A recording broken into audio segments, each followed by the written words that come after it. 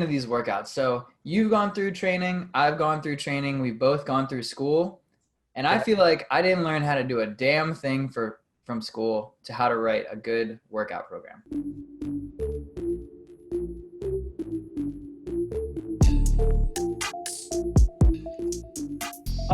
Probably, yeah, you're probably right about that. There might be like, I can always only think of this one class that we took. I'm not sure if you had to take it too, but it was just like principles of strength training or something like that. Yep. And it was mostly us in the weight room, like going over different types of exercises. But I think there was some components of like programming involved in there, like really basic stuff, like work rest ratios for aerobic training and stuff like that. Nothing too crazy, that's for sure. Yeah, well, Um, the principles are always the same. Slow progressive overload, recovery to prime state or taper, and then you do your remeasurement, retest, right? yep. Yeah, exactly. So those three phases, and the one that everyone always skips is the taper or the deload, because Yeah. that's mentally hard and it's boring. It's boring. It's the boring part. But it works every time. Yeah, definitely works every time. But okay, so I wrote down a couple things, just three super basic Like concepts. principles. Yeah, but not even principles for exercise necessarily, but principles just for approaching, um, this task of writing a workout Mm-hmm. and trying to get better at it. So the first thing that I wrote down, so it's like a step back from those principles you just mentioned. It's a step further back. The first thing is just think about what the goal is. What is the Yep. goal? So every workout that you write is going to accomplish something different, to some degree, right? Some Yep. workouts are better for high intensity goals. Some are better for long distance goals, strength, all that sort of thing. So first and foremost, think about what the goal is. If you're writing for yourself, what's your goal? Think about not just your goal, long-term goal, but what's the goal, today also. A lot of times long-term goals come to mind because the goal is to lose weight, Yeah. but maybe today or this week something kind of threw your routine off, and so you have to adjust.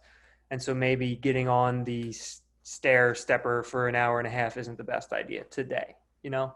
So what's the goal long term, but also today? What is the goal? So that's number one. Number two that I came up with was just keep it simple. 9 times out of 10, there's a really simple and not flashy solution to whatever problem that you're trying to solve. I love not flashy. Yeah, it's almost always true that it doesn't have to be flashy. And it's almost always true that the flashy stuff is completely unnecessary and not based in any sort of like actual science or So effectiveness. I should get my shake weight with a matte finish instead of glossy. Yes, the glossy will slip right out. You end up taking shake weights to the face. Hmm. Yeah, yeah, there's just something about that. Doesn't feel right. Doesn't feel quite right. And then last principle I came up with was when you already said was test retest. Hmm. So test retest. If you're just getting started, if you're a beginner, you can probably test retest maybe every other week or every month if you wanted to. And if you're more advanced, it'll might be longer durations, every 6 months or every 3 months or something like that, or even longer. But those are my three principles. Think about the goal, keep it simple, test, retest. Do you want to look into those a little bit deeper, or do we want to like look in a different direction, like actual programming? It doesn't matter to me. We can go either way with that. Let's do 10 minutes of like actual programming. Yeah, let's So do I it. feel like I feel like strength training is the easiest, right? Because Strength you training, yep. you find a one rep max, we'll say 100 pounds because math is super easy. So you take the 5-3-1, which is like one of the most common programs ever. You And it's do, great. I love it. yeah, yeah, and it's effective even for higher training age athletes, Mm-hmm. right? So you do 5 sets of 5, increase weight, progress to sets of 3, increase weight, progress to sets of 1, and then you deload and then you retest. Mm-hmm. And the cool thing is, I like not using 1 rep maxes as our test and retest. I like using things like fives or threes or even a little bit of a higher rep range. 10 starts to become grit. Like, can I bear down mentally enough to do 10 instead of 9? Right. Yeah. Because usually 8, 9, 10, you're not looking at maximal. You're looking at like how close to red line can I be with like 15 seconds of rest. Yeah. And definitely like that can vary significantly from week to week or month to month, just depending on the day. Yep, motivation, Yeah. fatigue. You could get 6 one month and then you can get 10 the next month. And Yeah. that doesn't necessarily have anything to do with absolute strength. It could just be like that day you got 6 was just a really bad day. Yeah, yeah. So there's a lot of factors, but I really like the idea of threes, fours, fives because you are less likely to lift a weight that you're not ready to handle. Yeah, for sure. You like because you're always if you're going for a weight that you can hit 5, well then You can definitely hit three. in theory you should definitely be able to hit Right. 2 or 3. Uh-huh. If you're making like a reasonable decision. So Yeah. yeah, it's definitely safer move. Um, I like those. I think those are like 5 and below is like you said 3, 4, 5. I think those are great places to test. But yeah, so think about the goal though. That's a good point. Yep. So if the goal, so you're going into strength training, what's your goal? Your goal is to get stronger. Okay. If my goal is to get stronger, should most of my programming involve 8s, 10s, and 12s? You know, most of your programming probably shouldn't involve that. Correct. Some of it, For maximal strength. right. Some of it might, Mm-hmm. but most of it probably shouldn't. Most of it should be 8s, 5s, 3s, 2s, 1s, something like that. Yep. Um, so yeah, that's a good point. Yeah. So um, I find that people want to get gains too quickly, especially with athletes who are like, they're not, I wouldn't say that they're advanced with your definition. They're definitely not advanced, but they're like intermediate plus. And when you first go from novice to intermediate, you get gains every week. You PR something new all the time. Yep. And the hardest part, I think, is to sit down and have that conversation with yourself. Like, it's time to know that things slow down and my work has to be as consistent as possible, whether I feel good or not.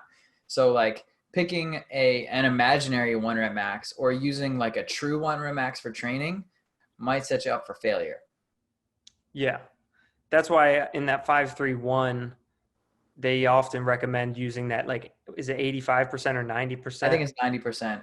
90% of your like all time. Yep, your competition 1 rep max is your Yeah. now training. I like that a lot. I think that's great. Me too. Me too. And trusting the process is super fun. So we have a few athletes at our gym and she wants to get better at back squats. I'll bring this person in. And literally she's paying for someone to program for her, and her workouts are like back squat 2 days a week and then do single leg accessory work 2 days a week. And Mm-hmm. she knows how to do that. She just needs someone to say like, if it doesn't work in the end and you followed everything, then it's my fault. Right. And I'm cool with accepting that as a coach. So trust me for 4 weeks, trust me for 8 weeks, and then whatever your plan is. Mm-hmm.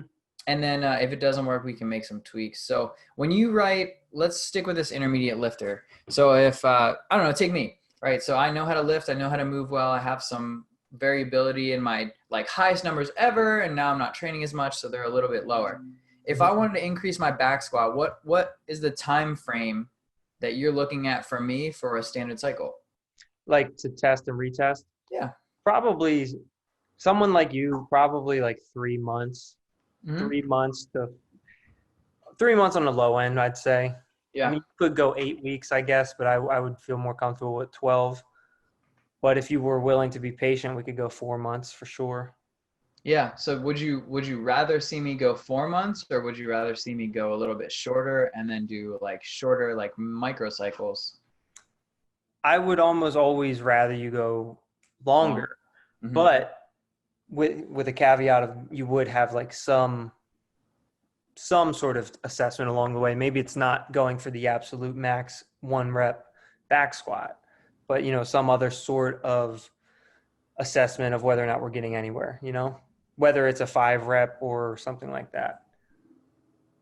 But yeah, I think longer the better, especially with strength training, because that's, especially for an intermediate, takes so much longer to improve upon. Yeah, and then we're talking experts like in the Olympics, you have a 4-year training cycle You have to a 4 year PR. cycle. Yeah, Yeah. to PR by 2 kilos, and that means you get to keep first place and not like win it or lose Yeah. it. 1 kilo over 4 years, like that's unbelievable.